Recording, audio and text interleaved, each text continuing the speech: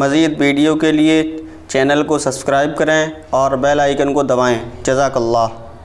اور پھر اگر ہمیں اللہ موقع دے تو ہم اللہ کے راستے میں خرچ کریں، جو انسان کے بس میں ہو وہ خرچ کرے، چاہے تھوڑا ہو چاہے زیادہ ہو، لیکن خرچ کرنے سے اللہ تعالیٰ کے ہاں قرب نصیب ہوتا ہے۔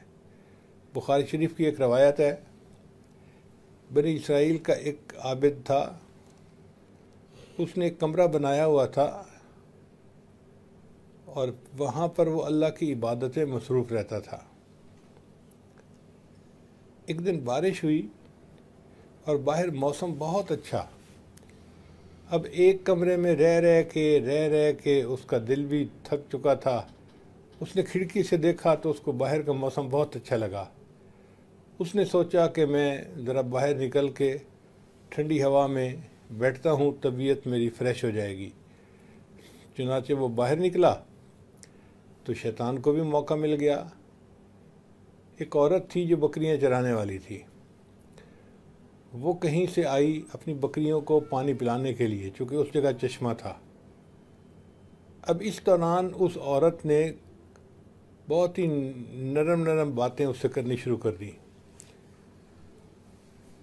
اب وہ بھی انسان تھا، چنانچہ اس کا دل بھی متوجہ ہو گیا، اور نتیجہ کیا ہوا کہ اس عابد نے، اتنے نیک بندے نے، اس عورت کے ساتھ بدکاری کر لی۔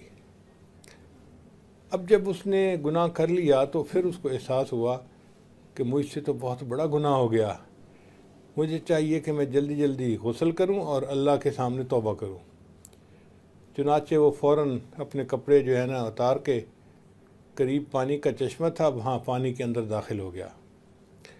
جب وہ پانی میں نہا رہا تھا نا، تو اس وقت ایک مانگنے والا کوئی آیا اور اس نے آ کے اس عابد کو کہا کہ جی میں بھوکا ہوں، مجھے کچھ دے دو۔ عابد نے اسے کہا کہ دیکھو میرا جو جب ہے نا، اس کی جیب میں روٹی کا ایک خشک ٹکڑا ہے، وہ لے لو اور کھا لو، میرے پاس یہی کچھ ہے جو میں دے سکتا ہوں۔ چنانچہ اس فقیر نے وہ روٹی کا ٹکڑا لے لیا اور کھا لیا۔ اب اللہ کی شان دیکھیں کہ اس عابد کی موت کا وقت قریب تھا۔ اسی نہانے کے دوران اس کو ہارٹ اٹیک ہوا اور وہ فوت ہو گیا۔ جب وہ فوت ہو گیا تو اس کو فرشتے آئے روح لینے کے لیے۔ جہنم کے فرشتے کہیں کہ اس کو جہنم میں لے کے جانا ہے، اس لیے کہ اس نے بدکاری کی۔ جنت کے فرشتے کہیں کہ نہیں، اس نے نیکی کی ہے، 60 سال اللہ کی عبادت کی ہے، ہم اس کو جنت میں لے کے جائیں گے۔ تو فیصلہ یہ ہوا کہ اس کی نیکیوں اور گناہوں کا موازنہ کیا جائے۔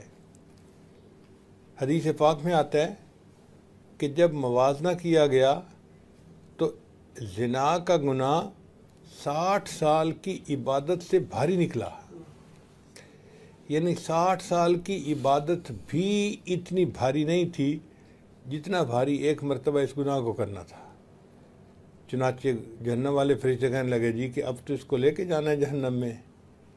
اتنے میں ایک فرشتے نے کہا کہ دیکھو تم نے باقی نیکیاں تو اس کی تول لی ہیں، ایک نیکی رہ گئی ہے۔ کون سی نیکی؟ اس نے کہا کہ بالکل مرنے سے 1-2 منٹ پہلے ایک فقیر نے اس سے اللہ کے نام پہ مانگا تھا اور اس نے روٹی کا ایک ٹکڑا دیا تھا۔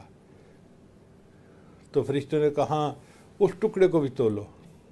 چنانچہ جب اس روٹی کے ٹکڑے کو اس کے نیکیوں کے نام اعمال میں ڈالا گیا، وہ اتنا بھاری نکلا کہ اس کے مقابلے میں سب گناہ ہلکے ہو گئے اور اللہ نے اس بندے کی مغفرت فرما دی۔ اب آپ بتائیے کہ 60 سال کی عبادت جو گناہ نہ بخشوا سکی، اللہ کے راستے میں ایک خشک ٹکڑا روٹی کا دے دینا اس نے گناہوں کو بخشوا دیا۔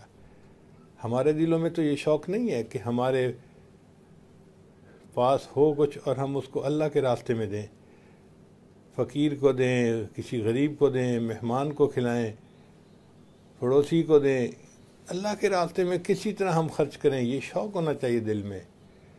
جتنا یہ شوق ہوگا اتنا اللہ تعالیٰ آسانی فرما دیں گے۔ چنانچہ حضرت عمر رضی اللہ عنہ کے دسترخوان پر ایک دن میں 60,000 آدمی کھانا کھایا کرتے تھے۔ 60,000 آدمی، اللہ اکبر کبیرہ۔ انسان حیران ہو جاتا ہے۔